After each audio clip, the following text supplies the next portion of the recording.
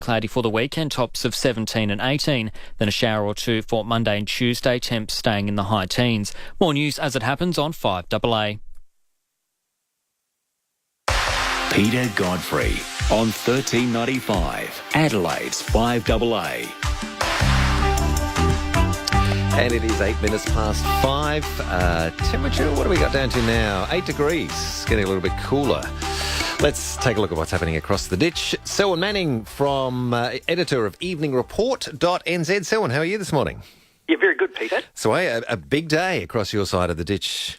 Yes, Budget it certainly day. is, the opportunity for our finance ministers and spokespersons on finance of all the parties to get up and argue the top, Peter. Yes, have their moment in the sun. So what's expected? Does detail get leaked ahead of time like it does here? There's sort of whispers of what's likely to be in? Small amounts, and what it does is give it ratchets up or ratchets down the expectations on various issues that are obviously high in the public's view. Yeah. One of the big things that the government will be tested on, Peter, is it's under pressure basically to deliver on child poverty. Earlier this year, the Prime Minister, John Key, said that tackling child poverty in New Zealand would be a primary commitment for his government. But since then, John Key has called off his rhetoric, his hard talk. Instead of tackling poverty, John Key now says the government will address the concentrations of deprivation that are affecting children. So what that all boils down to basically is no big package that is going to make it easier for the countries less well off. That families are really that have hit the wall, that it's impacting on their children. There's expectation that there will be very little relief for them, despite what the Prime Minister said on winning the election last year, and certainly at the beginning of this year when he mapped out what the year and the term would be for the Nationals.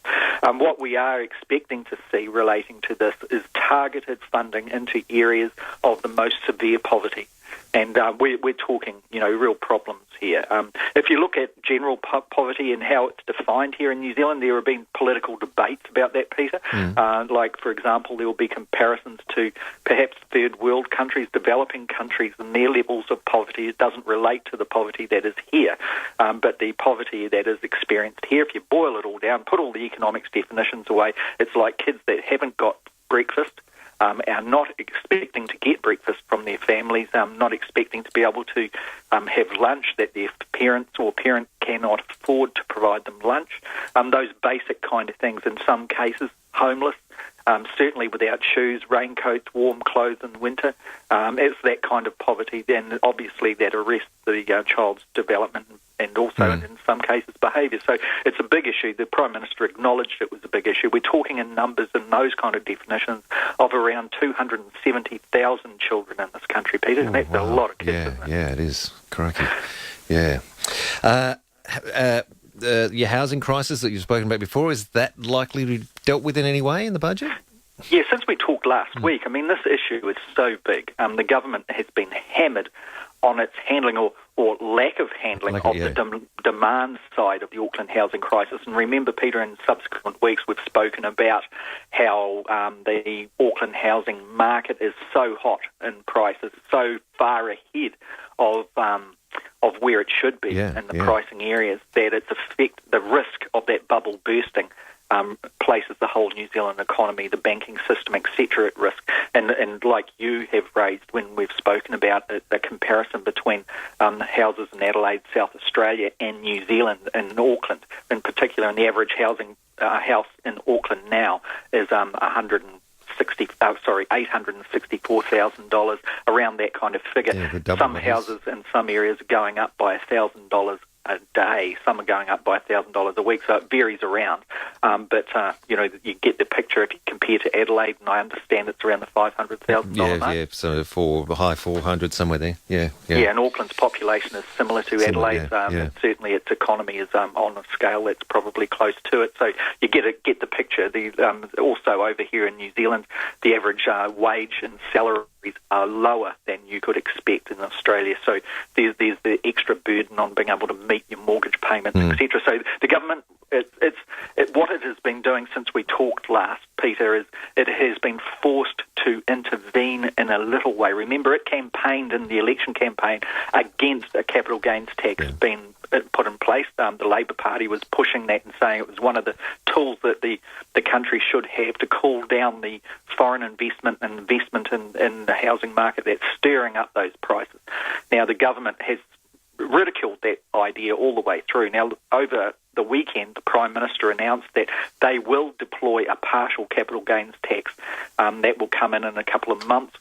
He is saying that will only be specifically enforced for a home that is purchased, say, now and is sold within a 2-year period where the intention is to make a profit. Okay. So that doesn't just affect investors. It affects people that, you may be thinking, okay, well, our family is going to go and buy that house down the road. It's going to sell that within 2 years. We're going to make a big gain on that, and then we're going to leverage ourselves up. Now, arguably, that test can actually bring it into where it would be subject to a capital gains tax. Okay. So that's a big turnaround by the government on the demand side. But the pundits and the critics, the economists are saying it is far too little and far too late to really make any difference in the housing market. We've seen overnight there was a leak via one of the ministry websites where the government is looking at releasing state-owned land in the Greater Auckland region, and that is land that has been vacant, that has been allocated to schools, in some cases hospitals, in some cases reserves, and the government is looking at opening those up in a public-private partnership type of arrangement where the government will allow building developers to come on, build new homes on that land. The government will only sell that land once those homes that have been built are sold to residents or families. Okay. So that is going to obviously be controversial. There's problems relating to disputes where Maori and various tribes, or iwi as we call them here in New Zealand, have claim over land and saying that it had been confiscated in the past by governments 100 years ago, and it's been in the courts, and most recently. There's complications around that, and the government will be looking to try and develop partnerships where those kind of complexities are. So that's a big part. The other part, Peter, is the government will be tested on how it can cool down foreign investment, and we've spoken in the housing market once again. So much is riding on that. The other thing is, will the Nationals on this side of the ditch follow Joe Hockey's lead and roll out a kind of a Google tax, the so-called tax designed to rake in money from lost tax dollars to multinationals that trade around across the world's territorial borders and kind of escape, having to pay their fair share of tax. Now, there's been a bit of talk about this going up to probably 2 months ago, and it's been quiet on this ever since, meaning the discussions and the chatter amongst the government kind of officials and government ministers, etc. So it's a big question mark around that as to whether or not New Zealand is going to make a move on that.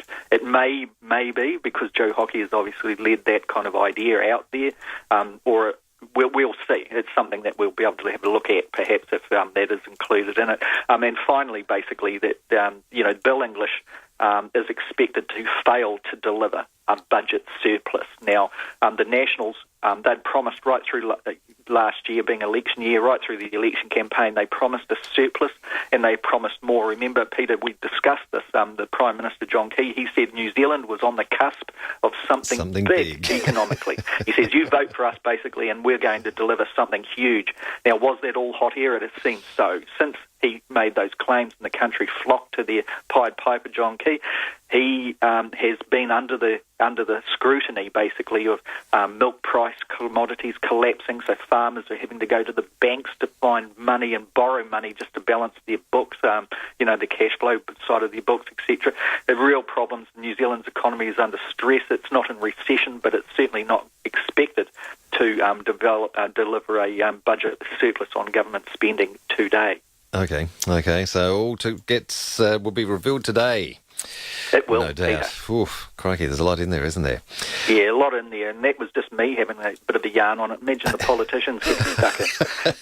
It's going to be fun. So we just have to have State of origin final, isn't it? Yeah, yes, but perhaps a little bit more bloody. Just have a quick break, Selwyn. We'll be right back with you. Find out some more happening across the ditch in New Zealand. Selwyn Manning, editor of EveningReport.nz. home of New Zealand's independent interactive debate. It's 17 past 5 now. At Toyota Material Handling, when they say they mean business, they mean business. Forklift business, that is. There's never been a better time to purchase a new forklift from Toyota's massive range. And for a limited time, purchase any selected new Toyota 2.5 or 3-ton counterbalance forklift and get a free $250 Caltex Star Cash card. Score a great Toyota forklift deal and score free fuel. Call 1-800-425-438 or visit toyotamaterialhandling.com.au. Terms and conditions apply. Offer ends June 30.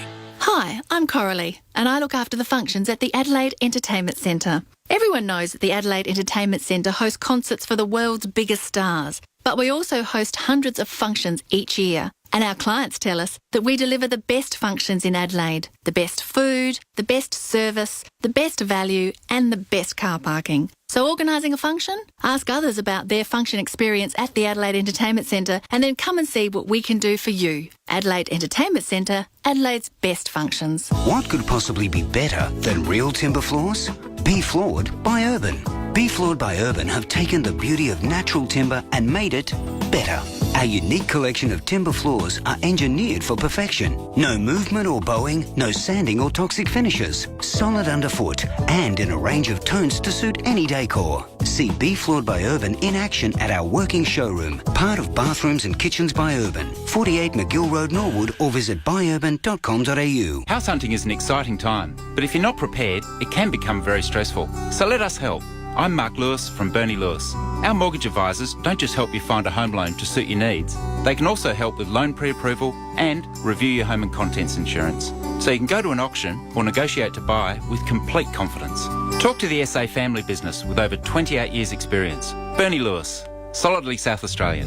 8300 8300. Australian credit licence number 388533. Hi, Mark here from Mannix Roofing. I've been involved in every aspect of roofing for the past 30 years, so I know roofing inside and out. If your roof has troublesome leaks, needs repairs, new gutters or a complete roof restoration, call me for a no-obligation professional roof inspection and a free competitive quote. After 50 years, people trust Mannix and so can you.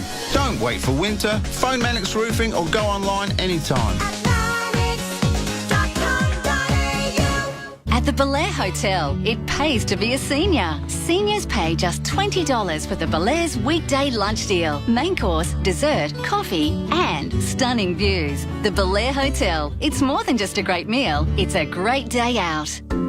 $13.95, Adelaide's FiveAA. This is Peter Godfrey. And we'll take a look at what's happening across the ditch. New Zealand, Selwyn Manning, editor of EveningReport.nz with us. Now, Selwyn, I'm off on holidays next week and I'm heading towards a bit of sunshine to warm my bones a bit. But tell you what, skiing in New Zealand, we came close to that. It would be good. Close. Yeah, looking good for your forecast for snow season there?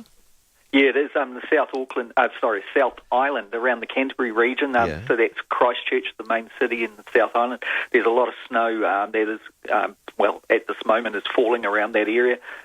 Certainly the temperatures in New Zealand are down, which is obviously good for the skiing season, which is getting close to being fully underway.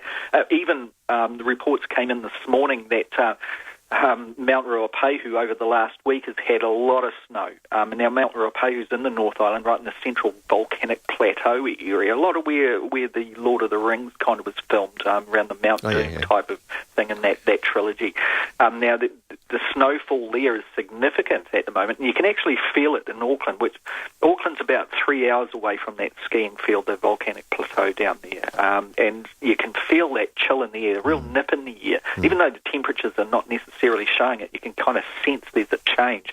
And that winter feeling is certainly here. Now, the report overnight is saying that, freezing levels and temperatures are expected to plummet on Sunday, particularly for Mount Ruapehu and that central North Island, what I was talking about. And the weather watch people are saying by the New Zealand Herald, that a blast of cold air from the Southern Ocean is spreading northwards across the country. Now, that's obviously just tucked down beneath you guys over in Adelaide and South Australia, and that's coming up through the roaring 40s and everything, is bringing snow to those areas of New Zealand. So, holidays and things like that, if people are thinking, okay, where should we go? Should we go for the warmth up in the north or the northeast or northwest?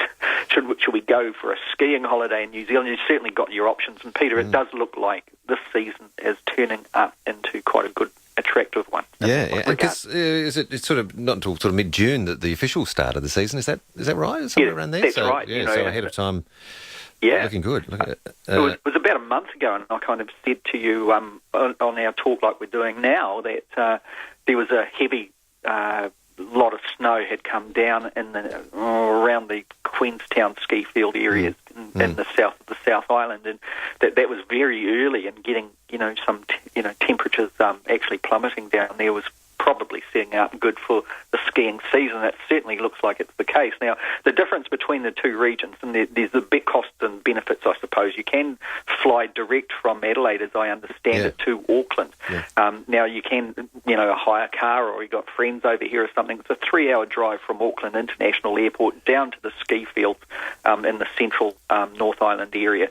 And that's at a comfortable kind of drive if you didn't have a break. So 4 hours if you're having a bit of a break and all of that type of thing, and taking in some scenes on the way. So it's quite accessible in a sense. Yeah.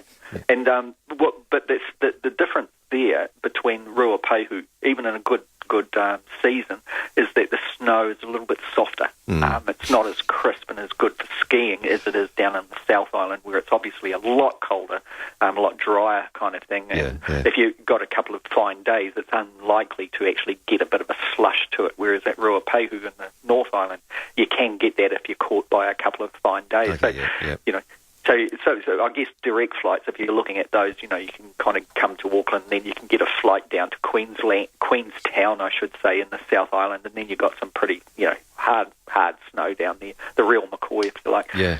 Or take the other option of just driving down to Ruapehu. Oh, it'd be nice. Couldn't convince Jan to do any skiing. You might have to get some of your mates and do. Yeah, I think so. Yeah, or the kids perhaps they've enjoyed skiing when we've gone here. But she said, we could go there, but I'll just sit in the lodge and drink champagne while you go skiing. And Jan had been to New Zealand. She's been to She's twice, I think, but sort of done sort of camper van tour through New Zealand, but not she's not a skiing person, unfortunately. So that's why we're going to where there's some sunshine instead, which would be nice. I mean, like myself, when we were younger, we didn't ski. If we went down to the ice, we would kind of take a sack with us, an old coal sack or something like that, and scoot down on our bums. Bit of a homemade sled. Homemade sled. And you hope like heck that you haven't got a rock. Yeah, exactly. Or you end up in a bit of a creek.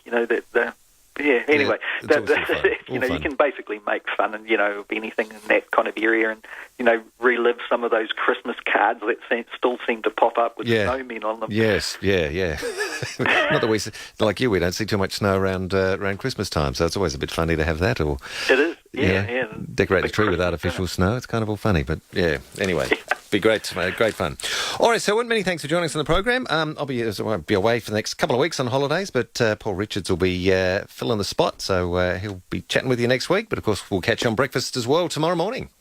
Okay, Peter. For more from New Zealand. Have a great week and enjoy Budget Day. Hope. If you can. If you can, indeed. If you can.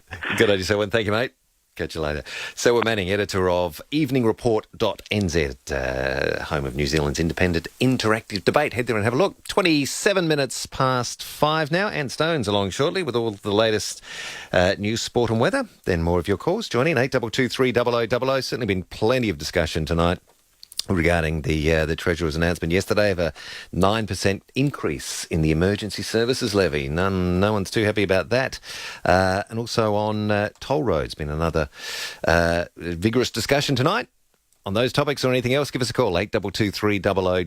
FiveAA and The Advertiser are giving you the chance to win the ultimate cabaret festival experience. Next week, collect the daily code word in The Advertiser, then listen to 5AA Breakfast for your chance to win a double pass to the Adelaide Cabaret Festival. Plus, collect all 5 code words for your chance to win the ultimate cabaret festival experience, including doubles to 2 cabaret shows, a bottle of Grant Burge wine, and a night's accommodation at the Intercontinental Adelaide. Collect The Advertiser Advertiser Cabaret code word. Listen to the 5AA Breakfast Show and win. Always dreamed of cruising the Mediterranean? Philhoffen Travel and Holland America Line can take you there. Unpack once and enjoy premium dining. Amazing European cities including Venice, Athens, Santorini, Istanbul, Saint-Tropez, Barcelona and more. With various departure dates available in 2016, this 24-night Magic of the Mediterranean cruise from $6,490, including flights from Adelaide. Philhoffen Travel host and exclusive onboard bonuses. Call Philhoffen Travel now or visit pht.com.au. Ladies, are you over 50?